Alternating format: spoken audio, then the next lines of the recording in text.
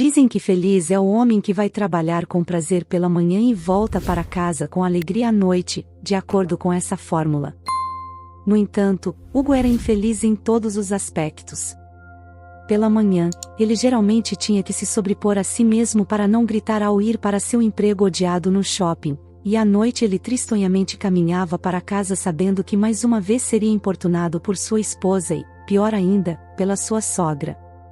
Talvez se a sogra tivesse menos influência sobre sua esposa, as coisas seriam diferentes, mas a idosa praticamente morava com eles. Ela tinha seu próprio lugar, e era um lugar agradável. Hugo fazia reparos lá, pois era altamente habilidoso nessa área. Porém, a idosa se entediava sozinha, então vinha visitar o casal todos os dias e, às vezes, até passava a noite. Sob sua influência, Gina, a esposa de Hugo, mudou para pior. Ela constantemente importunava o marido, acusando-o de todo tipo de falhas e fracassos. Nem sempre foi assim. Hugo costumava ganhar dinheiro decente fazendo reparos e era o chefe de sua equipe. Eles tinham muitos pedidos e podiam escolher os mais lucrativos. Mas um dia ele teve um revés. Foi atropelado por um carro e perdeu sua saúde e capacidade de trabalhar. Sua perna estava quebrada, e ele tinha dores excruciantes nas costas. Ele passou muito tempo se recuperando e não podia trabalhar. Inicialmente, sua esposa cuidou dele, mas assim que percebeu que o dinheiro estava acabando, se afastou. Ela estava acostumada à boa vida, e a perspectiva da pobreza a assustava. Ela não trabalhava e não tinha a intenção de fazer isso. Quando Hugo se casou com Gina, sua sogra, a senhora Weller, o advertiu de que sua filha nunca trabalharia. Deixe outras mulheres trabalharem como cavalos se não conseguirem encontrar um marido decente. Uma mulher inteligente nunca trabalha, e minha filha é inteligente. E se, de repente, você não puder sustentá-la, bem, não há sentido em conversar com você, disse ela. O jovem estava tão apaixonado por Gina, sua esposa loira de olhos verdes, que estava disposto a lhe dar o mundo. Ele trabalhava incansavelmente para realizar todos os seus desejos, mas não conseguia decidir sobre um financiamento imobiliário, já que sua esposa e sogra o pressionavam. Vou economizar para um apartamento sozinho, Hugo continuava dizendo. O apartamento em que viviam pertencia a uma parente de Hugo, que se casara e mudara para o exterior. Ela não precisava do dinheiro, mas também não tinha pressa de se desfazer do apartamento. Ela não queria alugá-lo para estranhos, então convidou Hugo e sua esposa para morar lá, pagando apenas as contas. Contudo, o apartamento era pequeno para os padrões de Gina, e ela queria se mudar o mais rápido possível. Ultimamente, seu tema constante de conversa era: Hugo, quando vamos nos mudar? Por que você não tira um financiamento? Ela ficou particularmente insistente sobre o financiamento depois de ter desperdiçado todas as economias do marido. Até a mãe chamou Gina de burra quando descobriu quanto dinheiro ela havia gastado com o que considerava bobagem, mesmo sabendo que o marido estava doente e não poderia trabalhar por um tempo. Gina continuou saindo para restaurantes e compras com suas amigas, gastando dinheiro em tratamentos caros para o cabelo, entre outras coisas. Sem outra opção, Hugo, que ainda não se recuperara completamente do acidente, teve que encontrar um emprego. Ele não podia mais fazer reparos, pelo menos não por enquanto, pois levantar objetos pesados era contraindicado, e ele sentia dor nas costas e na perna. Eventualmente, conseguiu um emprego como segurança em uma loja de roupas. Claro, ficar em pé por um turno de 12 horas era incrivelmente difícil, especialmente em sua condição. E, é claro, ele queria fazer um trabalho mais criativo, não passar o tempo vigiando furtos. Mas agora não tinha escolha. Para ganhar dinheiro extra, Hugo também aceitou um emprego como vigia noturno em um armazém. Pelo menos lá ele poderia sentar ou andar em vez de ficar em pé parado. No entanto, era ainda mais entediante do que na loja. Não havia ninguém para interagir, nenhum movimento. Ele frequentemente sentia sono. Para se entreter, assistia a vídeos em seu smartphone sobre sobrevivência na selva e vilarejos abandonados na floresta profunda. Às vezes, sentia vontade de deixar tudo para trás e ir para algum lugar distante, longe das pessoas, apenas ele e a natureza. Ele queria viver em solidão e começar de novo quando estivesse saudável. Antes, sempre havia pessoas ao redor, colegas, amigos e conhecidos, mas depois do acidente, todos desapareceram. Apenas os mais leais permaneceram. Todavia, Hugo não queria socializar desnecessariamente. Ele reavaliou e percebeu muitas coisas. Por isso, queria desaparecer por um tempo, se retirar. Mas isso era impossível. Para onde ele poderia ir? Ele sabia um pouco sobre esses lugares, pois já havia pesquisado o assunto. Mas e quanto à sua esposa? Ela não iria com ele e não o deixaria ir sozinho. E seria incrivelmente difícil se separar de Gina. Ele a amava demais. Ela o pressionava em casa, mas era fácil entender ela. Ele havia prometido a ela uma vida melhor, e olha o que aconteceu no final. Por outro lado, Hugo não era responsável pelo acidente. Foi o rico bêbado que avançou o sinal vermelho. Perdido em seus pensamentos, Hugo nem percebeu como chegou em casa. Eram 15 horas, o horário em que deveria estar no trabalho. Porém, hoje houve uma emergência no shopping deles. Alguém fez uma ameaça, resultando na polícia isolando o local. Pelo menos conseguirei 5 horas de sono antes da noite, Hugo raciocinou enquanto se aproximava de sua porta.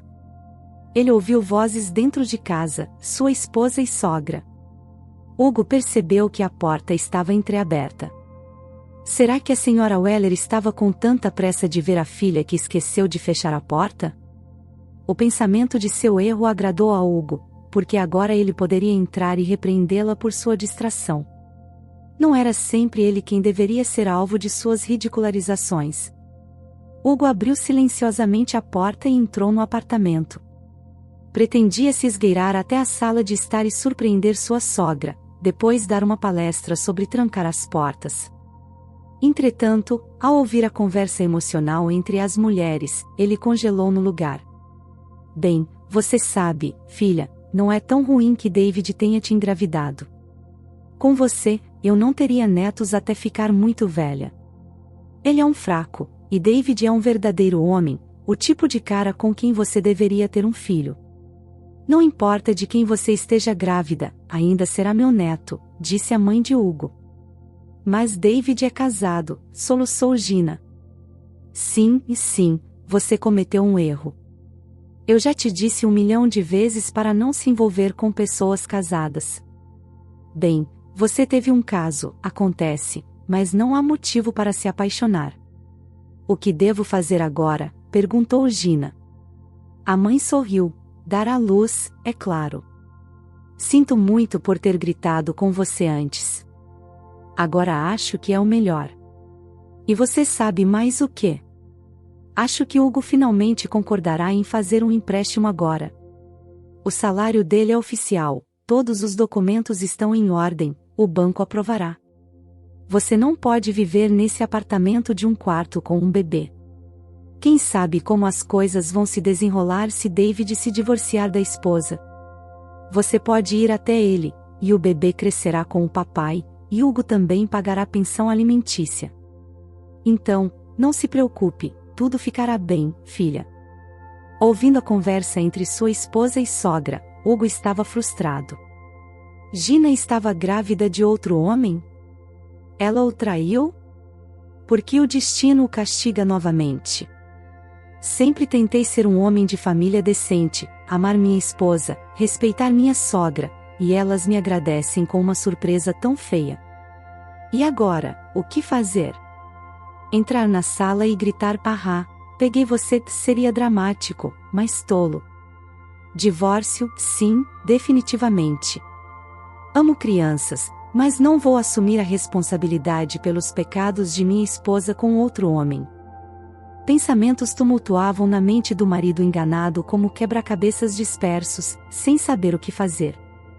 Hugo saiu do apartamento, batendo a porta com força. O susto fez sua esposa e sogra se assustarem simultaneamente. Você ouviu isso? O que foi isso? Perguntou Gina.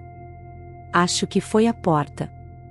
Mãe, você esqueceu de trancar a porta? Bem, acontece. Eu estava com pressa. Enquanto as mulheres discutiam sobre quem esqueceu de fechar a porta e por quê, Hugo conseguiu caminhar 2 quadras e esboçar um plano em sua mente. Não havia mais nada o prendendo a essa cidade. Ele poderia sair em segurança e realizar seu sonho de se tornar um Robinson Crusoe, assim como já sonhara. Pensar na vida, começar do zero. Felizmente, ainda havia algum dinheiro em sua conta. Ele também ia vender alguns eletrônicos, um computador, coisas que ele não precisaria tão cedo. Claro, seria barato, pois precisava vendê-los agora, mas ele não se importava. O importante era escapar da cidade onde reinavam mentiras e hipocrisia. Ele não queria pensar, imaginar como sua esposa chegou ao ponto da infidelidade, há quanto tempo isso estava acontecendo. Provavelmente havia sinais que Hugo não percebeu devido à falta de atenção ou simplesmente não quis notar. Uma coisa ele sabia com certeza: o nome David havia sido mencionado com muita frequência em sua família ultimamente. David era colega de classe de Gina. Desde uma reunião, seu nome era mencionado repetidamente. No início, Hugo até se alegrava que sua esposa tivesse um amigo tão maravilhoso. Naquela época, ele mesmo não podia cuidar de sua esposa como acreditava que ela merecia.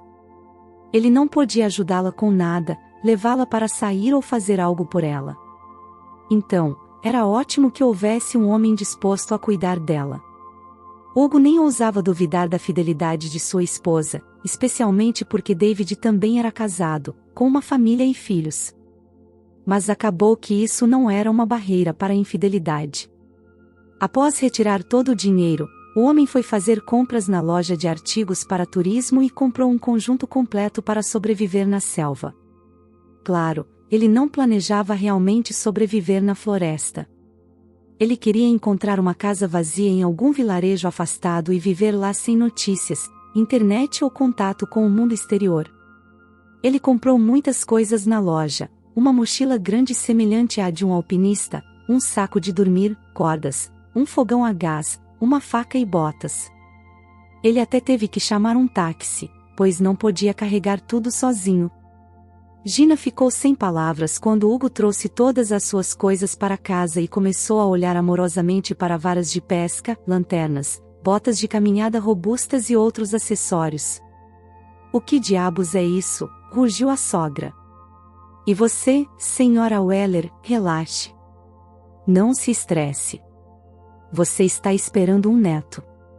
"E como você sabe?" perguntou Gina. "Uma gralha trouxe a notícia", respondeu sarcasticamente seu marido. Hugo cantou afetuosamente para sua sogra: "Por que você está estragando a surpresa? Gina queria informar você de uma maneira incomum, para surpreender e alegrar você. Está feliz por você e Gina terem um menino?" "Sim, estou feliz que Gina e David vão ter um menino", provocou Hugo. "Senhora Weller, espero que a futura esposa do pai, assim como seus filhos, também fiquem felizes com essa notícia." Gina empalideceu, mas sua mãe, para crédito dela, não perdeu a compostura. "Hugo", disse ela com tom firme, "vergonha de você. Sua esposa está grávida, você deveria estar feliz, mas diz essas coisas. Você a acusa de trair com outro homem e está a difamando. Não esperava isso de você, Hugo, e estou profundamente decepcionada." "Senhora Weller, não poderia ficar decepcionada comigo em outro lugar, como em sua casa." "Você é muito rude", retrucou Hugo. A sogra disse entre dentes: "Mãe, por favor, eu vou lidar com isso." Gina a deteve suavemente. "Hugo, por que você decidiu que o filho não é seu, querida Gina?" "Não vou discutir isso, não estou te segurando, e não quero que me segure. Exijo o divórcio.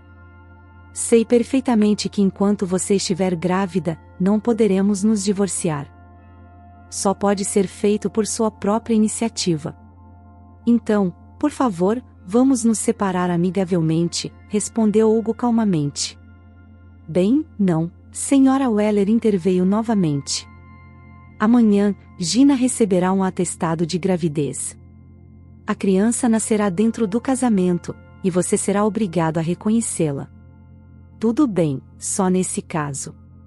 Vou contar tudo para a esposa de David, o dono da grande empresa onde ele trabalha. Não sei se ele vai gostar do fato de seu genro ter um filho fora do casamento. E, em geral, imediatamente após o nascimento da criança, exigirei um teste de DNA. E assim que obtiver o resultado, vou processar você e buscar compensação por danos adicionais. É isso que você quer? Hugo se endireitou e olhou ameaçadoramente para a esposa. Sob seu olhar, ela parecia pequena e infeliz, e até sentiu pena dela. A sogra rangia os dentes de raiva. Se tivesse a chance, teria espetado o genro com a enorme faca de caça serrilhada que ele acabará de segurar. Que canalha você é, Hugo, sibilou a mulher. Ah, como você mudou de tom. E se eu tivesse tido um filho fora do casamento, como você reagiria? Perdoaria e aceitaria? Duvido. E, em geral, por favor, saia do apartamento. Eu suportei você apenas por causa de sua filha. Não é só seu apartamento, é dela também, gritou a sogra. Realmente? Então, vocês dois ficam aqui, e eu vou embora. Ah, por sinal, há uma conta para pagar, mãe, por favor, pague as contas. Deixe-nos a sós e falemos, Gina implorou. Filha, não vou te deixar sozinha com esse homem louco, protestou a mulher. Por favor, somos adultos, vamos resolver isso sozinhos, Gina implorou. Gemendo em seu coração, Senhora Weller deixou o apartamento, e o casal ficou para uma conversa difícil. Gina tentou consertar os destroços de seu casamento, mas Hugo pensava que uma xícara quebrada não seria colada novamente. A imagem brilhante de sua esposa, que uma vez foi inocente, foi destruída para sempre. Hugo, disse calmamente. Gina, não quero causar um escândalo ou ter uma confrontação, mas aconteceu assim. Você se apaixonou por outro homem ou simplesmente cedeu a um desejo passageiro, eu não sei. Você sabe melhor, mas precisa assumir a responsabilidade por suas ações. Você é adulta, assuma o controle de sua vida, e David precisa assumir a responsabilidade pelo que fez. Fale com ele, talvez, se ele não quiser reconhecer a criança, pelo menos forneça apoio financeiro. Entenda que não sou seu escravo, e não vou concordar com seus desejos. Vamos ter um relacionamento civilizado. Hugo, você vai deixar sua mulher grávida? Pergunte a mesma coisa, mas não a mim. Pergunte ao pai de sua criança, respondeu calmamente o homem. Para crédito de Gina, ela não ficou teimosa ou fez birra. Aceitou simplesmente que Hugo estava a deixando. Claro, chorou em seu travesseiro, mas no dia seguinte, empacotou suas coisas e foi para a casa de sua mãe. Quando Gina saiu, Hugo se sentiu aliviado. Ninguém o atrapalharia para se concentrar em seus próprios pensamentos. Mas, é claro, estava magoado no fundo do seu coração. Eles haviam passado tantos anos juntos, e ele pensava que tinha uma família e uma esposa amorosa. Instantaneamente, seu mundo foi despedaçado. O homem experimentou uma gama de emoções, desde ódio pela traição até perdão e completa indiferença. Depois, ressentimento e ódio ressurgiram. O importante era não beber e se segurar. Mudar-se deveria ajudar. Assim que o divórcio foi finalizado, Hugo começou a materializar seu plano. Começou a ver isso como uma segunda chance. Talvez ele não estivesse destinado a viver como todos os outros, em uma caixa de concreto lotada na cidade. Quem sabe, talvez ele passasse um tempo na natureza, sendo picado por mosquitos famintos, e depois voltasse para um apartamento com aquecimento e água quente. Felizmente, Hugo ainda tinha seus amigos leais. Foram eles que sugeriram um lugar para ele se mudar. Não seja tolo, não haja impulsivamente, disse um amigo. Conheço um lugar onde vive o velho Alfred. Ele é um eremita, muitas pessoas o consideram um espírito da floresta.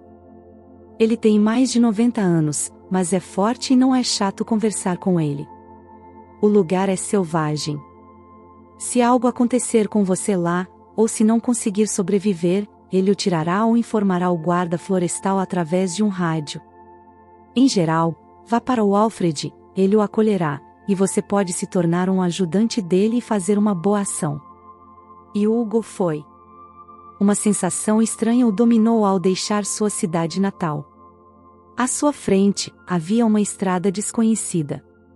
O que o aguardava lá, além do horizonte, era alegre e inquietante ao mesmo tempo. E ele não era o único que se sentia dessa maneira. Uma jovem chamada Mercy caminhava ao longo da estrada, carregando uma grande mochila antiga nos ombros. Ela vestia uma camiseta desgastada, uma jaqueta masculina que não lhe servia, jeans velhos e tênis completamente destruídos. A garota tentava pegar carona, mas alguns carros passavam por ela, e ela tinha medo de entrar em outros. Era perigoso para uma garota viajar sozinha, mas Mercy não tinha escolha. Ela havia escapado de um pesadelo que fazia qualquer maníaco de estrada parecer um anjo. Mercy passou sua infância em uma família próspera. No entanto, após a morte de sua mãe, seu pai recorreu ao álcool, abandonou o emprego e rapidamente entrou em uma espiral descendente, arrastando seus filhos consigo. Nesse momento, o chefe da família trouxe para casa uma madrasta, uma mulher abatida e marginalizada que não tinha onde morar, mas mesmo assim estava ansiosa para ensinar a todos e comandar todos. A madrasta rapidamente transformou o apartamento deles em um lugar sombrio, e a irmã mais velha de Mercy fugiu apressadamente depois de se casar, enquanto Mercy ficou para trás. Ela tentou buscar ajuda e proteção com amigos, mas sempre voltava para casa. Apesar do alcoolismo do pai, Mercy ainda via nele um homem bondoso, lembrando dos tempos em que ele era normal. Crescendo em um ambiente tão prejudicial, Mercy lutou para concluir a escola e não conseguiu seguir com sua educação. Ela recorreu a trabalhos temporários para sobreviver, mas a vida se tornou cada vez mais difícil. Finalmente, ela empacotou suas coisas e partiu. Uma amiga gentilmente lhe deu um casaco para substituir o rasgado por sua madrasta. Mercy ansiava por começar uma nova vida longe de sua cidade. Ela acreditava que a capital oferecia oportunidades de emprego abundantes e um lugar para morar. Eventualmente, ela conseguiu carona com um caroneiro e chegou a Megalópolis.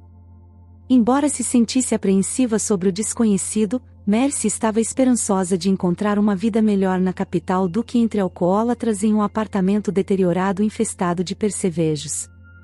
A imensidão da cidade sobrecarregou Mercy, que vinha de uma pequena cidade provincial. Tudo parecia enorme e desconhecido, a fazendo-se sentir instável. A estação de trem movimentada e barulhenta só aumentou sua desorientação. Na estação, ela comprou uma fatia de torta e café, considerando isso um gasto extravagante. Sentada na sala de espera, ponderou sobre seus próximos passos.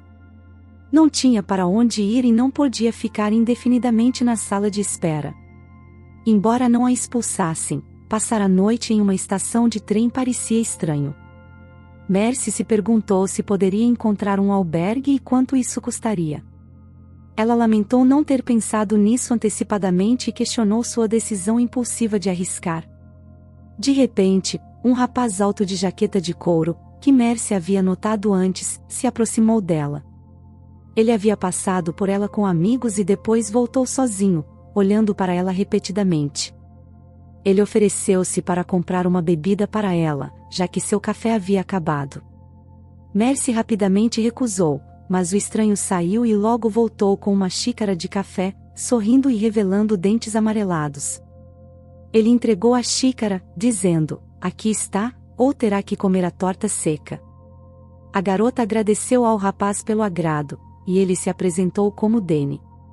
Ele deu a Mercy sentimentos mistos, algo desagradável, mas confiável.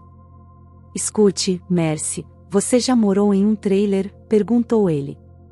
A garota balançou a cabeça negativamente. Você gostaria? Não sei, nunca pensei sobre isso. Por que você não vem conosco? Estou hospedado com alguns amigos fora da cidade. Você não terá dinheiro para um albergue de qualquer maneira, e vamos ajudá-la. Em troca, você nos ajudará de maneira feminina. Não me entenda mal. Você estará cozinhando a comida e limpando as gaiolas. Gaiolas? Surpreendeu-se Mercy. Sim, não mencionei? Transportamos animais, de todos os tipos. Você tem um zoológico? Perguntou a garota. Bem, você poderia dizer isso, disse o rapaz, dando de ombros. Não, ainda não concordo, respondeu Mercy depois de considerar, e para evitar mais aborrecimentos com o rapaz, ela se despediu e foi embora. Mercy, temos um filhote de urso, é pequeno e afetuoso como um cachorro, chamou o rapaz após ela. Talvez ele não esperasse tal reação dela, mas a garota parou e olhou atentamente para o rapaz. Urso? Bebê? Questionou Mercy. Danny se aproximou rapidamente e sussurrou, sim, mas é ilegal manter um. Não fale sobre isso, nem pense nisso. Estamos salvando ele. Mataram a mãe e o irmão dele e os enviaram para um restaurante. É ilegal caçar ursos com filhotes, mas os ricos não seguem as regras, e esse pequeno cara foi deixado para trás. Ele teria morrido na floresta de qualquer maneira. A boca de Mercy se abriu em surpresa. Sua opinião sobre Danny mudou drasticamente. Ele era, afinal, uma boa pessoa que salvava animais. Certo, respondeu Mercy. Estou dentro. Ótimo, vamos esperar meus amigos, então, disse o rapaz. Eles deixaram o prédio da estação, caminharam uma curta distância até o local designado e começaram a esperar pelo carro. Logo, os amigos de Danny chegaram. Havia 2 deles sentados em um SUV usado. Olá, Mercy, cumprimentou educadamente. Bem-vinda, respondeu o sujeito barbudo. O outro, um homem audacioso com um nariz grande, simplesmente acenou com a cabeça. Eles convidaram a garota para entrar no carro. Mercy hesitou por algum motivo, não gostava desses homens, mas não conhecia mais ninguém na cidade. Então, ela entrou no carro. Assim que o SUV começou a se mover, Mercy percebeu que não havia como voltar atrás. Inicialmente, o medo apertou seu coração, mas logo ela percebeu que os caras, apesar de não serem os mais atraentes, não tinham a intenção de prejudicá-la. Mas aconteceu que eles a levaram para longe da cidade. Mercy ficou tensa. Eles fizeram várias curvas por uma área arborizada até chegarem, declarando que era um pequeno acampamento montado com tendas, trailers e vans. Esse é nosso acampamento temporário, somos meio nômades, transportadores de animais. É divertido conosco, não somos animais, não mordemos, brincou o sujeito barbudo, tentando fazer piada. Mercy ficou arrepiada, ela não gostou do lugar nem das pessoas, mas era tarde demais para voltar atrás. Ao sair do carro, Mercy examinou seus arredores e captou os olhares daqueles presentes, homens desagradáveis com dentes manchados de tabaco, claramente amantes da bebida. Porém, ela sorriu educadamente para cada um deles, não querendo virá-los contra si. A jovem se sentia desconfortável na companhia dos homens, mas Danny assegurou que ela estaria segura ali, e de fato a garota estava bem cuidada. Eles providenciaram um lugar confortável para ela dormir em uma tenda separada e, é claro, mostraram a ela suas presas, principalmente raposas infelizes e assustadas, trancadas em gaiolas apertadas. Estamos levando-os para lugares onde os cães são ensinados a caçar animais, disse Danny, como se não fosse nada especial. Que horrível! Você não sente pena dos pobres animais? Perguntou Mercy. Por que ter pena? Na natureza, eles enfrentam condições ainda piores. Enfrentam desafios como encontrar comida, suportar o frio, lutar contra doenças e competir por território. Sim, mas aqui é liberdade. Na natureza, é morte certa sem chance de sobreviver. E pessoalmente, eu proibiria a caça. Mercy franziu a testa. Você está pensando com sua mente feminina, Danny sorriu. Primeiro, controlar a população animal é importante, e os caçadores cumprem essa missão. Em segundo lugar, a caça está enraizada nos homens. Se pararmos de caçar, ficaremos fracos. Você entende? Não, a garota balançou a cabeça. Não entendo. Mas você come carne, bebe leite e gosta de ovos, não é? Já considerou a crueldade envolvida na produção de carne e laticínios? Confie em mim, somos muito menos cruéis do que algumas fazendas. Vamos, deixe-me mostrar a você um filhote de urso. Mercy suspirou e seguiu Danny. Abrindo a porta da van, ele revelou uma pequena gaiola com um filhote de urso assustado dentro. Oh, que fofo, sussurrou Mercy. Posso segurá-lo? Pode, mas tenha cuidado, ele pode morder. E, a propósito, eu tenho um taser. Você vai dar um choque nele. Mercy não conseguia acreditar no que estava ouvindo, era tão cruel. Olhe, por que ele está preso? É de dia, talvez ele pudesse passear. Coloque-o na coleira e deixe-o vagar, ou pelo menos coloque a gaiola ao ar livre, no sol.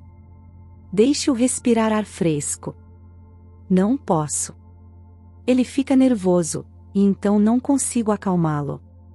Mas quando está escuro, ele fica calmo. Vou te dar uma mamadeira, você pode alimentá-lo com leite. Danny se afastou e logo retornou com uma mamadeira suja, mas o leite está frio, disse a garota segurando a mamadeira nas mãos. Está bem, frio ele pode beber com segurança, Danny riu, mas a garota não obedeceu. Ela aqueceu a água e segurou a mamadeira na panela para aquecer seu conteúdo um pouco. Então ela abriu a gaiola e pegou cuidadosamente o urso. O bebê assustado, com uma grande mancha escura ao redor do olho, resistiu fracamente, parecia impotente. Ele nem reagiu imediatamente ao leite oferecido pela garota. Eu acho que ele está com diarreia, observou Mercy. Diarreia de urso? Isso não é bom. A propósito, temos um cliente rico que o encomendou. Ele está pagando uma boa quantia de dinheiro. Portanto, como sinal de agradecimento por dar abrigo, limpe sua gaiola e lave-o, disse Danny e foi atender outros homens, deixando Mercy cuidar do pequeno urso. Após alimentá-lo, ela encontrou uma bacia e a usou para lavar a pobre criatura. O filhote de urso resmungou e reclamou em sua própria linguagem, mas não tentou morder. Você é um bom menino, acalmou Mercy. Onde está sua mãe? Por que está sozinho? Sua mãe e seu irmãozinho se tornaram refeições gourmet para pessoas ricas. Eles apreciam a carne de urso, até mesmo estrangeiros vêm experimentá-la e ficam encantados, riu um dos acampados. Mercy não disse nada, apenas pressionou os lábios e se afastou do homem desagradável. Que acampamento terrível e alguns homens maus, percebeu Mercy. Não quero ficar aqui. Eles não são apenas caçadores, são torturadores. Danny, tudo isso é legal? Perguntou a conhecida magra da estação de trem, enquanto terminava de limpar a gaiola. Na verdade, é melhor ficar fora da vista da polícia e dos voluntários do zoológico. Por outro lado, quem vai nos punir? Danny resmungou. Até mesmo os superiores acham divertido caçar, provocar e consumir carne selvagem.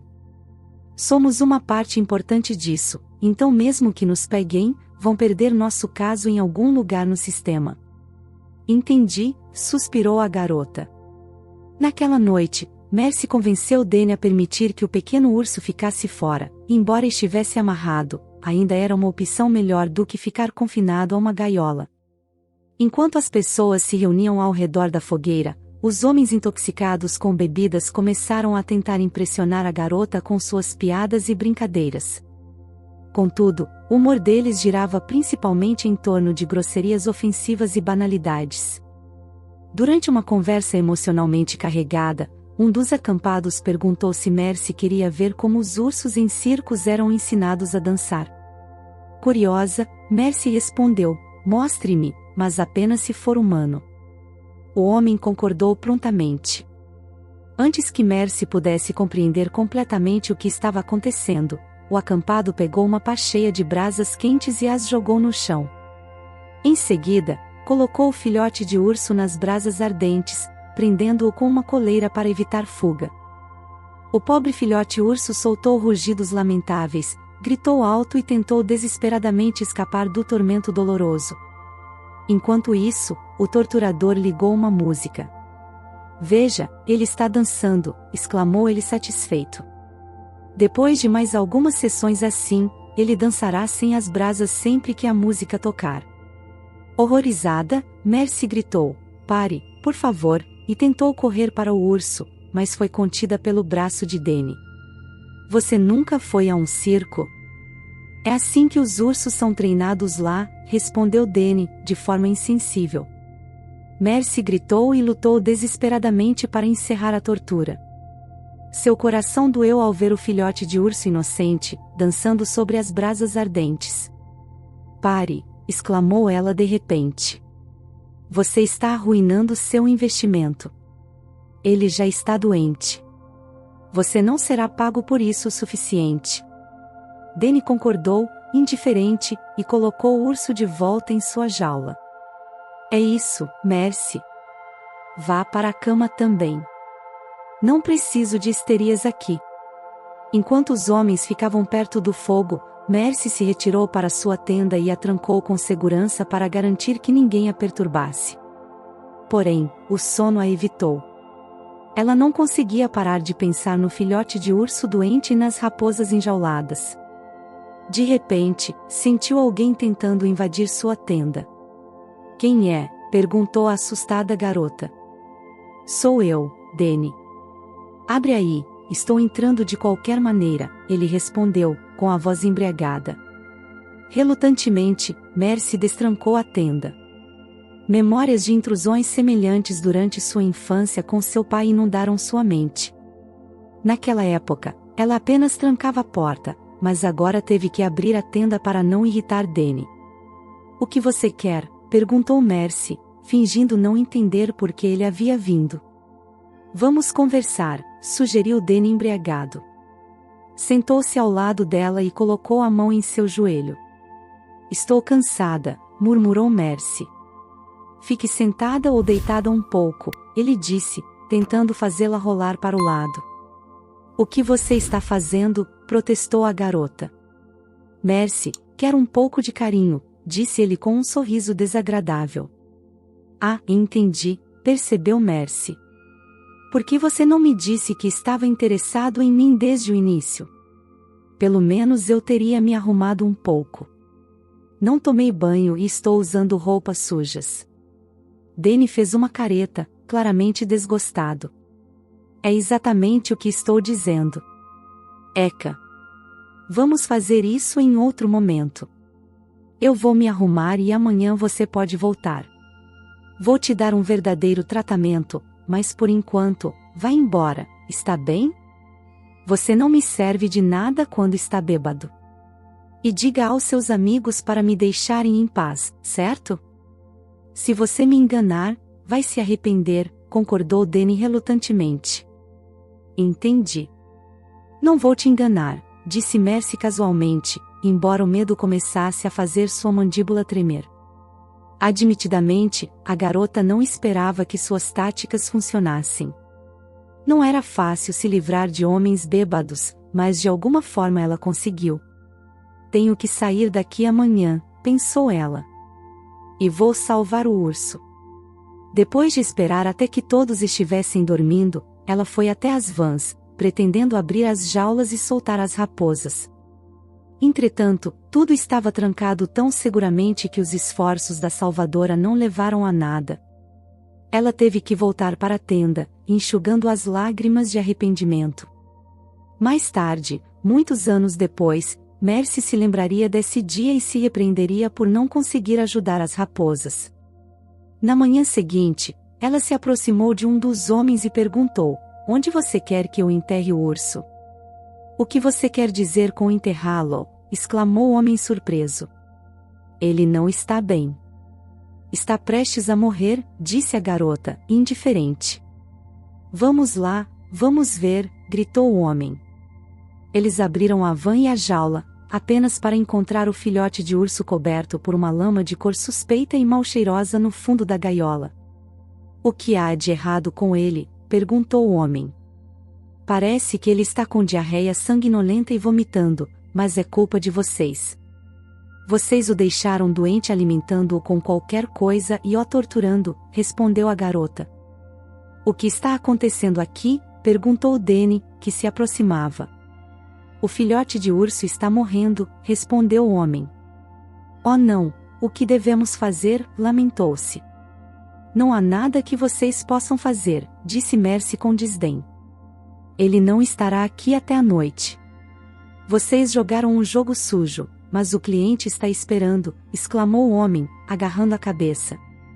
Vou levá-lo ao Dr. Lynch, declarou Danny. Quem é esse? Perguntou a garota. Ele é nosso veterinário. Ele não vai deixá-lo morrer, respondeu Danny, dirigindo-se para o carro. Espere, estou indo com você, disse a garota. Ok, mas então me ajude a carregar a gaiola, disse Danny. Não, não. Eu vou envolvê-lo em um cobertor e carregá-lo nos meus braços, sugeriu Mercy. Não seja tola. Ele vai sujar tudo na cabine. Coloque-o no porta-malas, argumentou o homem. Danny, você quer que esta noite seja como o que eu planejei para você ontem? Hoje, você quer isso? Bem, então não discuta, disse a garota firmemente. Relutantemente, ele concordou. Quando Mercy chegou ao carro, Danny, pronto para sair, perguntou: o que você precisa da mochila? Minhas coisas estão lá dentro, respondeu a garota, confusa. Ah, não. Deixe a mochila, ele exigiu. Você não tem esse direito, ressentiu-se Mercy. Eu tenho, e tenho o direito de exigir uma garantia. Então, deixe a mochila. Ninguém vai pegá-la. Ninguém quer suas coisas femininas, suspirando, Mercy largou a mochila no chão e a afastou com o pé. Pelo menos ela teve tempo de espalhar seus documentos, dinheiro e celular nos bolsos. Ok, vamos lá. Temos que nos apressar. Envolto em um cobertor, o pequeno urso resmungava e se agitava em sua fralda, enquanto seu focinho preto se movia inquieto, farejando o ar. Olha, acho que ele já está ficando ativo, disse o homem. Ah, sério? Ele está vomitando sangue, ele não sabe o que está acontecendo, então está se agitando. Felizmente para Mercy, o veterinário, a quem Danny chamou de Dr. Lynch, estava na capital. Sua clínica era privada e pequena. Danny estacionou o carro nos fundos, e ele e Mercy foram juntos à consulta. O Dr. Lynch está em cirurgia. Espere um pouco, ele ficará livre em breve, disse a mulher na recepção imediatamente. Mercy e Danny sentaram-se em um banco no corredor e esperaram. O filhote de urso mexeu-se no cobertor, depois começou a resmungar e até tentou rugir. Você está tratando ele como uma criança, comentou o homem. Ele não é um homem, ele é uma besta. Eles crescem rápido, apenas um pouco mais, e ele será enorme, pronto para arrancar sua cabeça. Meu irmão costumava caçar ursos, e ele sentia como se não fosse ele quem estava caçando o urso, mas o urso quem estava caçando ele. Um dia, o urso nos encurralou, mal consegui escapar, e meu irmão teve metade da cabeça arrancada de uma vez. Ele é uma máquina de matar, não um gatinho. Entenda, vamos conseguir o dinheiro e esquecer dele. Mercy ouvia em silêncio e começou a sufocar. Ela abriu a boca, tentando engolir pelo menos um pouco de ar, acenando a mão e arregalando os olhos. Era óbvio que a garota estava em pânico. O que há com você? Danny perguntou preocupado. Asma, a garota mal conseguiu pronunciar uma palavra. O que devo fazer? Um inalador, Mercy disse com dificuldade. Eu preciso de um inalador. Deve ter caído no carro. Por favor, traga de volta logo. Está no chão. Danny saiu apressadamente da clínica e foi em direção ao carro, deixando Mercy sem fôlego no corredor. Assim que ela estimou que ele havia virado a esquina do prédio, sua respiração voltou ao normal, e ela se afastou rapidamente da clínica, correndo na direção oposta do estacionamento. Ela não tinha um plano, apenas uma vaga ideia de como libertar o filhote de urso de seus torturadores e enganar Danny, fingindo ter asma. Mais cedo naquele dia, ela inventou uma mistura repugnante de abobrinha, ketchup e lama da estrada. Ela espalhou essa bagunça no fundo da gaiola do urso. Mercy se preocupava se o filhote iria lamber, mas ele era mais esperto do que isso e não tocou na substância repugnante. Ela apresentou essa mistura como vômito e diarreia sanguinolenta, enganando aqueles canalhas facilmente. Mas agora, o que ela deveria fazer? Encontrar alguns ativistas dos direitos dos animais, mas quem garante que seriam confiáveis? Mercy tinha visto notícias sobre criminosos se passando por qualquer um, e também temia que eles pudessem entregá-la à polícia. Tudo isso era muito perturbador para ela. Inicialmente, Mercy andou sem rumo entre prédios, tentando se afastar da clínica e de Danny. Ela evitou a estrada principal e mal notou o peso do filhote peludo que segurava firmemente nas mãos. No entanto, o cansaço se instalou, e além disso, o filhote começou a rosnar com fome. Mercy comprou leite pronto para bebês e sentou-se em um banco para alimentá-lo. O filhote ainda estava coberto pela mistura suja que ela usara para fingir sua doença, enquanto ele sugava feliz sua comida. Mercy observou seu entorno, ela estava em um bairro antigo, cheio de prédios antigos. Algumas janelas estavam tapadas, outras quebradas ou completamente ausentes. Não havia alma à vista, nem crianças brincando ou gatinhos perambulando. A ausência de senhoras idosas sentadas nos bancos ou pessoas fumando perto da entrada dava uma sensação estranha de insegurança. Mercy decidiu não ficar na rua e se dirigiu à entrada de um dos prédios que parecia abandonado. As dobradiças rangiam ao abrir a porta da frente, permitindo que ela entrasse sem convite. O que ela viu lá dentro era desconcertante. Mesmo na penumbra, Mercy pôde perceber que as portas de todos os apartamentos estavam quebradas ou entreabertas, algumas completamente abertas, revelando a desordem dentro. O medo paralisou as pernas de Mercy, tornando difícil se mover.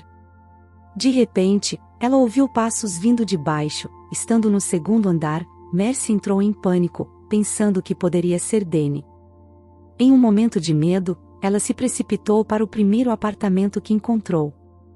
Aterrorizada, Mercy ficou parada no corredor por um momento, depois reuniu coragem para explorar mais a fundo. Seu coração pulsava, sentindo como se estivesse nas garras geladas do medo. Ela entrou cautelosamente na cozinha e ficou horrorizada com o que viu. As gavetas estavam intactas, mas os utensílios estavam espalhados no chão, como se houvesse ocorrido um saque ou uma busca. A geladeira, que estava desconectada, estava entreaberta, emitindo um cheiro repugnante de comida estragada.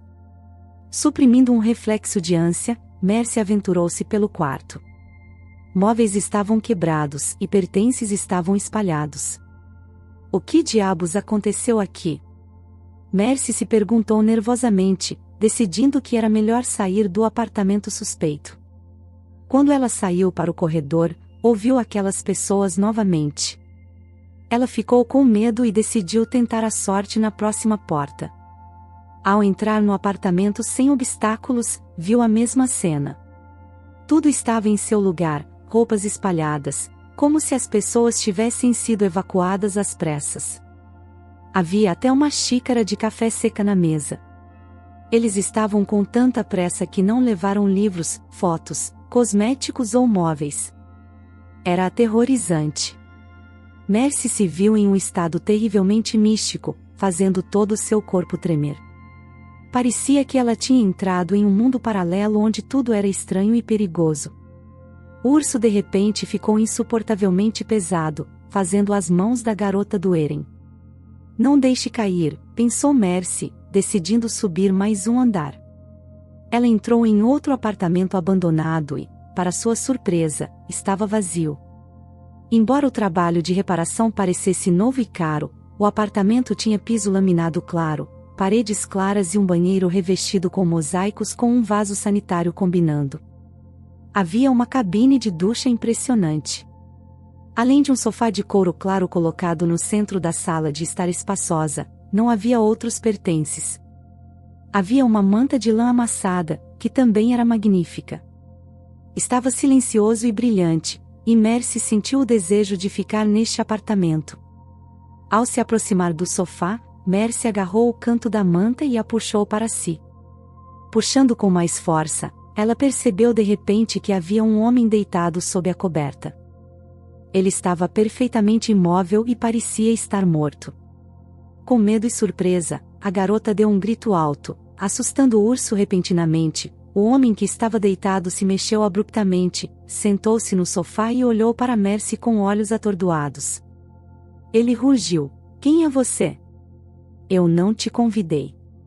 O homem parecia assustador, com uma barba espessa e um rosto que parecia ter sido picado por abelhas. Gritando novamente de medo, Mercy correu para a porta e nem percebeu como superou rapidamente 2 lances de escada. Ela pensou ter ouvido o som de passos vindo atrás dela. Não havia escada que levasse ao sótão, e todos os apartamentos no último andar estavam fechados. Desesperada, a garota gritou por ajuda.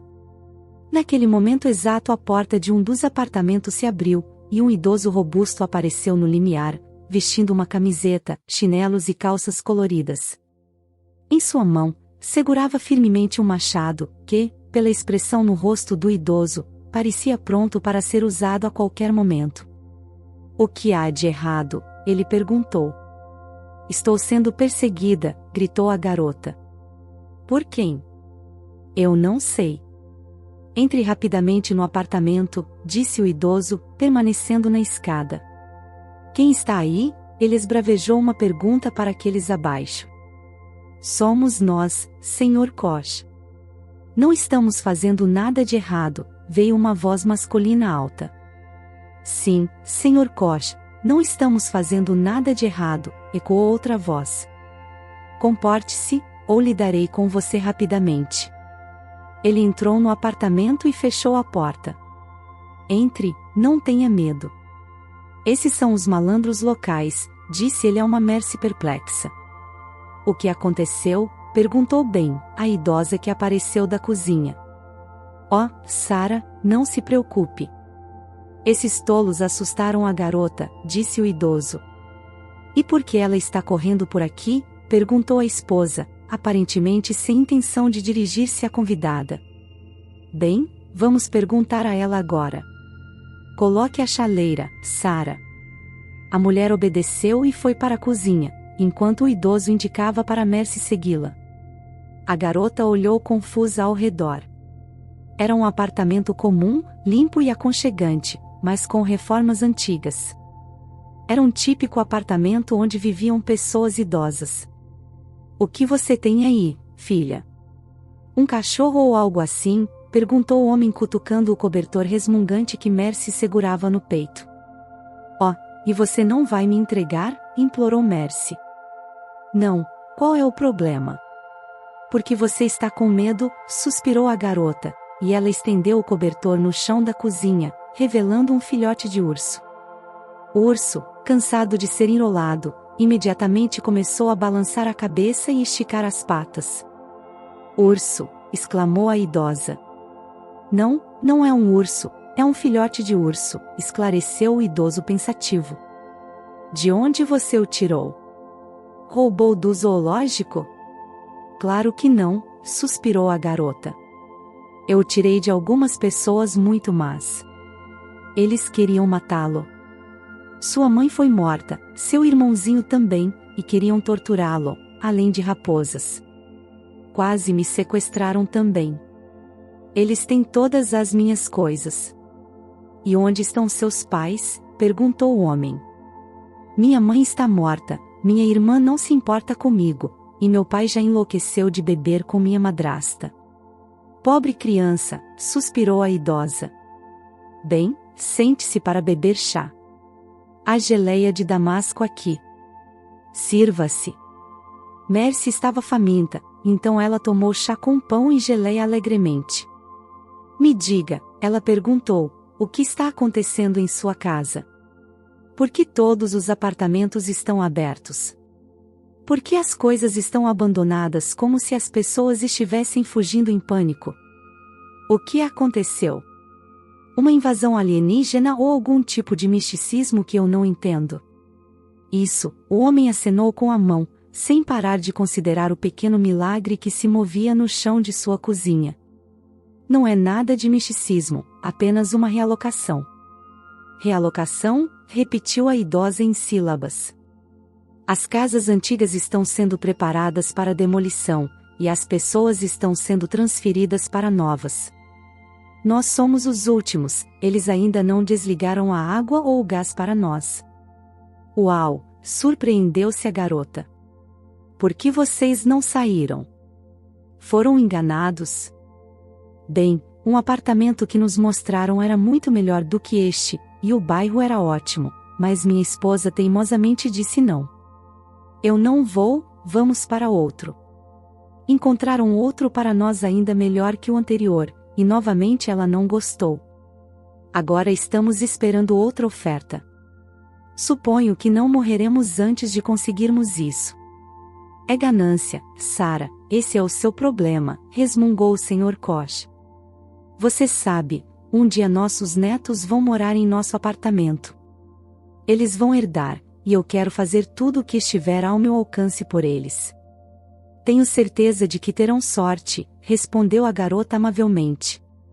Mas ainda não entendo por que as pessoas saíram e até deixaram comida na mesa, na geladeira, roupas e fotos.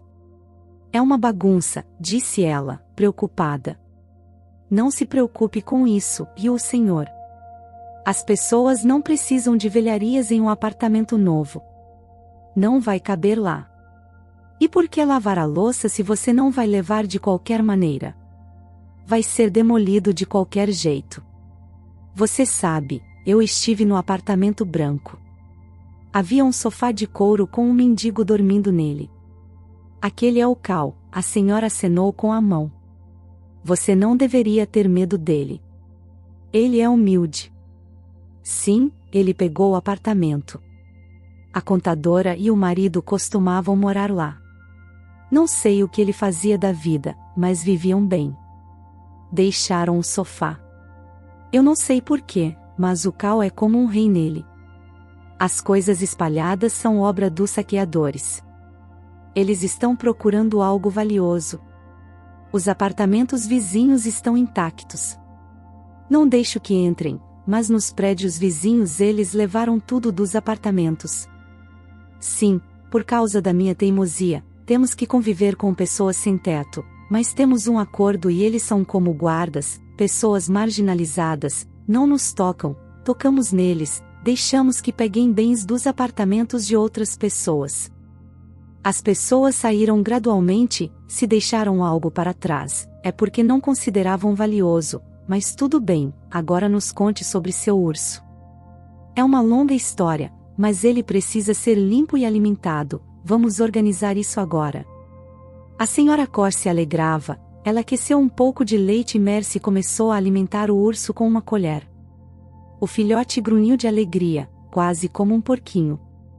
Vá com calma, não seja ganancioso, repreendeu a idosa, como provavelmente costumava dizer aos seus netos. Então, juntos, lavaram o urso rugindo em água morna. No início, o urso tentou morder, mas depois se acostumou com a água e se acalmou. Após o banho, a criança da floresta foi envolta em uma toalha limpa e colocada em um grande cesto para secar e dormir. É como se estivesse etiquetado, sorriu o homem idoso, olhando para o pequeno hóspede. Sim, de fato, sorriu Mercy, olhando para a mancha escura ao redor do olho dele. Quão incomum! Não é à toa que você o encontrou em seu caminho, e não é à toa que ele a escolheu, disse o homem significativamente. Me diga, o que você planeja fazer agora? Eu não sei, suspirou a garota. Para onde eu vou levá-lo? Eu não confio no zoológico, não confio nos tratadores também. O quê, zoológicos? Interveio a senhora Koch. Ele deve ser solto na natureza, na floresta. Deixe-o sair na floresta, ele se perderá ou os caçadores o pegarão novamente. A garota balançou a cabeça. Agora não posso simplesmente soltá-lo na floresta, e não é apenas a floresta que ele precisa, mas seu elemento nativo. Bem, você pode ajudar. Pode entrar em contato com o velho Alfred. É difícil, mas está tudo bem. Amanhã vou à agência postal e enviar um telegrama para ele, afirmou o idoso confiantemente. Um telegrama? Mercy ficou surpresa. Eles ainda existem? Claro, não há comunicação onde Alfred mora. É uma visita remota, ele não tem telefone nem conexão com a internet. Mas toda semana ele vai a outra vila para a agência postal. Ele receberá um telegrama dizendo que você está a caminho? Para onde estou indo? Suspirou a garota. Para ele, riu a senhora Koch. Não, não vou, a garota ficou assustada. Não tenha medo, é um lugar mágico, encantado. Quando alguém está em apuros, perdido na vida, pode ir a essa vila e ser curado. Muitas pessoas foram curadas assim? Perguntou Mercy. Não muitas, porque nem todos estão dispostos a assumir responsabilidade por sua vida. E você, Mercy, não tenha medo. Você foi dada a esse urso como guia. Esta é a sua chance. Não a perca. Então, você vai para Alfred. Nós vamos te equipar para a jornada, disse o Sr. Koch confiante. É embaraçoso, disse Mercy. Não sou ninguém para vocês. Não existem crianças estranhas. Não é à toa que você entrou em nossa casa. Apenas pense em quantos eventos ocorreram antes de nos encontrarmos. Você está sendo guiada pela providência. Você irá com nosso filho, ele é caminhoneiro. Ele te levará a um lugar e então ele te entregará ao amigo dele, o guarda florestal, e ele te levará à vila de Alfred. A garota percebeu que não havia mais nada a fazer além de concordar com essa aventura. Nos últimos dias, ela havia vivenciado tanto que viajar para terras desconhecidas já não a assustava. Hugo, não seja bobo, olhe que máquina fiz especialmente para suas costas e sua perna. Sim, é difícil, e não tenho certeza se ajudará, protestou Hugo. Levei 7 suores para superar a construção que o idoso havia feito para ele com materiais improvisados. Mas isso não foi tudo. O idoso tratou o jovem com pomadas fedorentas e remédios à base de ervas. Depois de um tempo, Hugo começou a perceber que via e pensava de maneira diferente. O mundo se tornara muito mais amplo e profundo do que era antes. Os antigos problemas, limitações e complexos recuaram para o segundo plano. Não é nada, Alfred repetiu. Eu vou te colocar de pé. Hugo, que havia sobrevivido à traição, gostou da selva. Sem agitação, sem conhecidos, sem ganhos sociais, apenas vida primitiva, e a natureza era melhor do que qualquer psicoterapeuta. A experiência que ele ganhou não podia ser superestimada. Chegou ao ponto em que ele até começou a sentir gratidão para com sua esposa, porque se não fosse por ela, ele não teria chegado à vila e não teria aprendido a sabedoria do velho eremita. Um dia, Alfred e Hugo tiveram uma conversa séria sobre a vida e o futuro. O que devo fazer a seguir? Me ensine, pediu Hugo. Você tem que decidir por si mesmo. Não sou seu conselheiro, disse o velho eremita. É tão difícil decidir. Eu gosto daqui e gostaria de ir para a civilização. Você sairá quando achar necessário, disse o velho eremita, mas ainda não está pronto. Seu corpo está fraco e seu espírito não é forte. A dor em sua alma ainda está lá, até que seja curada, não vá. Como vou saber quando é hora? Perguntou Hugo. Você perceberá no momento certo. Você sentirá minha falta? Perguntou o jovem com um sorriso. Por que eu sentiria sua falta? Eu prefiro ficar feliz por você, por ser casado, ter família, filhos, trabalho e saúde. O que mais você precisa? Esposa, filhos, disse Hugo amargamente. Minha esposa me traiu traiçoeiramente, e agora estou com medo de começar uma família. Não sei onde procurar uma esposa. Você não procura, ela vai te encontrar, disse Alfred confiantemente. Naquele exato momento, ouviu-se uma leve batida na porta. Entre, porque está hesitando na soleira, disse o idoso. A porta rangeu ao se abrir, e uma jovem entrou na sala. Parecia comum, mas ao mesmo tempo bonita. Nos braços, segurava um filhote de urso, e pela tensão nos braços, parecia que o filhote era pesado, e ela queria colocá-lo no chão. Hugo levantou-se surpreso da cadeira e imediatamente perdeu a capacidade de falar. Sentiu-se constrangido e sorriu tolo. A garota também estava constrangida e não sabia o que dizer. Estou aqui, disse ela suavemente. Bem, sente-se, já que veio convidada, disse o eremita, como se nada extraordinário tivesse acontecido. Vamos beber chá. Deixe ele ir para onde quiser.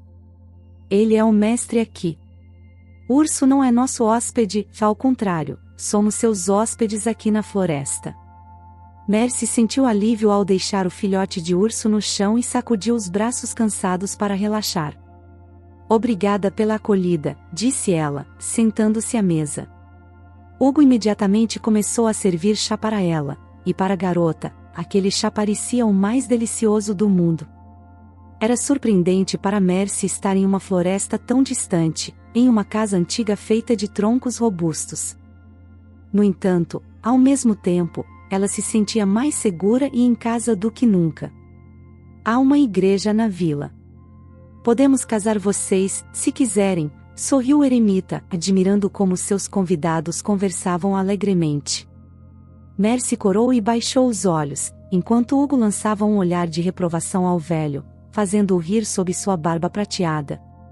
No dia seguinte, Hugo construía um cercado para o filhote de urso, enquanto o idoso observava e dava comandos. É uma pena deixá-lo do lado de fora. Eu preferiria tê-lo dentro de casa, suspirou a garota. Ele não precisa se acostumar com humanos. Hugo fará um abrigo quente para ele, e ele ficará bem. E não pegue mais o filhote. Não o acaricie. Ele precisa se desacostumar com o cheiro dos humanos. Mercy suspirou. Era difícil se separar de seu querido amigo, que se tornara tão dócil. Agora, ela precisava transformá-lo em um animal selvagem.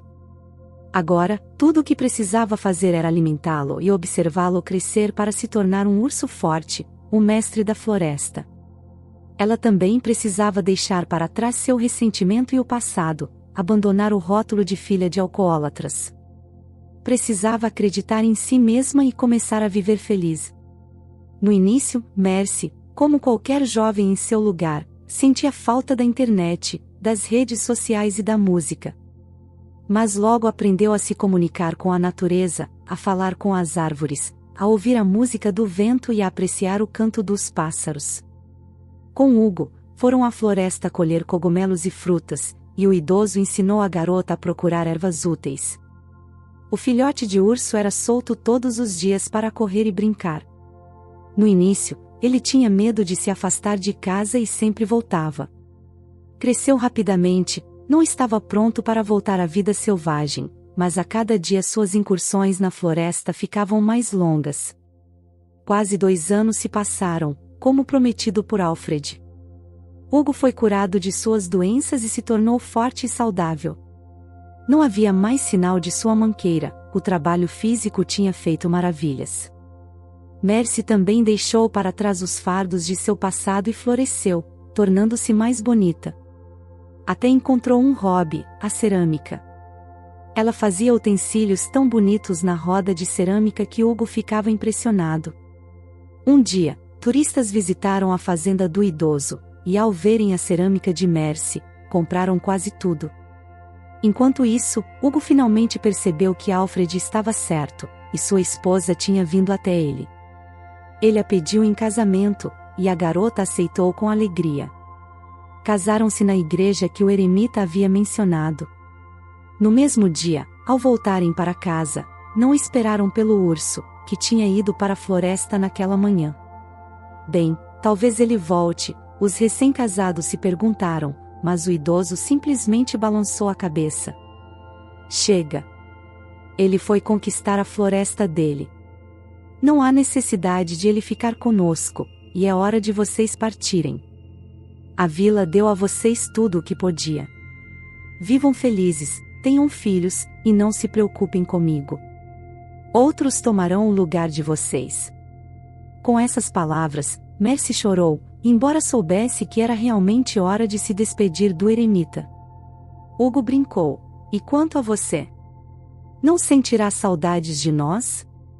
Afinal, vivemos juntos por 2 anos. Porque eu sentiria saudades de vocês, surpreendeu-se o eremita. Só ficarei feliz por vocês viverem bem em harmonia. E não sintam minha falta. Apenas fiquem felizes quando se lembrarem de mim. Os recém-casados não demoraram em sua partida. Despediram-se da casa, da natureza e do velho, partindo para a nova vida na cidade. A vida não foi fácil para o jovem casal na cidade, tiveram que se adaptar à vida urbana do zero. Hugo alugou o apartamento mais barato, pois tinha pouco dinheiro de suas economias magras. Mercy tinha algum dinheiro da venda das cerâmicas, mas gastou em roupas porque queria parecer bonita na cidade. Aqui vem os jogos sociais e o Hugo. O importante é que nosso barco de amor não naufrague na rotina diária. Felizmente, isso não aconteceu. Hugo rapidamente voltou a fazer reparos para clientes e começou a ganhar um bom salário. Mercy inicialmente focou em sua criatividade artística com a cerâmica e depois começou a combinar a roda de cerâmica com estudos. Hugo a apoiou em todos os seus empreendimentos. Um dia, enquanto caminhavam pela rua, Hugo apontou para um casal idoso. Eles andavam de mãos dadas como se fossem jovens. Olhe, não é ótimo? Eu queria que pudéssemos ter esse tipo de relacionamento quando formos velhos. Espere, espere. Mercy disse pensativamente e correu em direção ao casal. Oh, Sr. Koch, Sr. Koch, exclamou alegremente. Estou tão feliz em ver vocês. Mercy, o casal idoso rejubilou. Como você está? Você está maravilhosa. A jovem respondeu: ah, se vocês soubessem como influenciaram minha vida. E esse é meu marido, Hugo, a propósito. Conte-me, o que aconteceu com vocês? Onde estão morando agora?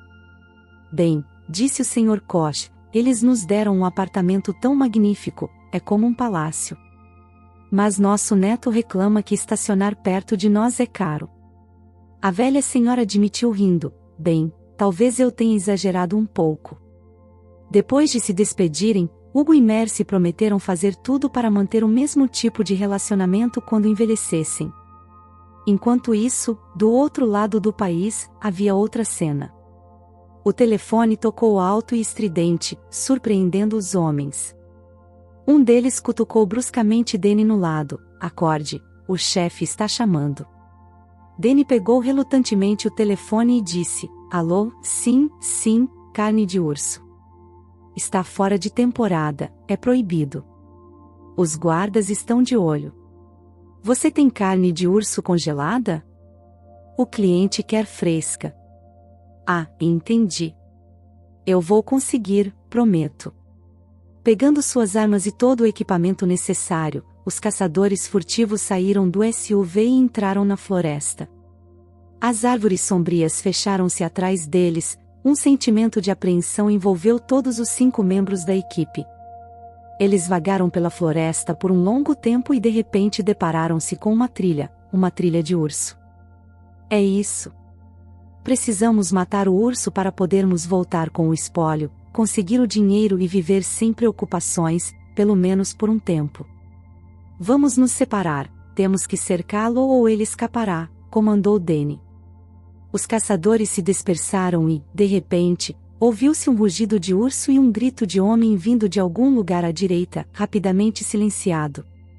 Ah, droga! Sussurrou um dos caçadores. Eu não quero esse tipo de felicidade. Ele gritou e correu para fugir, mas antes que pudesse percorrer alguns metros, caiu em uma armadilha de lobo e ficou sangrando, perfurado por pontas afiadas. Aparentemente, os guardas não tinham notado a armadilha armada por outros caçadores furtivos e não a tinham removido a tempo. O terceiro caçador, assim como o primeiro, foi atrás do urso e imediatamente recebeu um golpe fatal. Danny estava nervoso, inquieto. Ele percebeu que algo havia acontecido com sua equipe, preparou o gatilho e começou a procurar o alvo entre as árvores. Lá estava a fera tentando escapar. Danny mirou e puxou o gatilho, mas a arma não disparou. Oh não, disse Danny temeroso, sentindo um golpe poderoso em sua cabeça. O urso não o atormentou, encerrando rapidamente sua vida, fungando com desdém para o caçador morto. Ele resfolegou e lentamente desapareceu na floresta, com sua alma agora em paz. Espero que tenham gostado desta história. Se sim, convido você a deixar um comentário e compartilhá-la. Essa pequena ação nos ajuda a continuar criando conteúdo.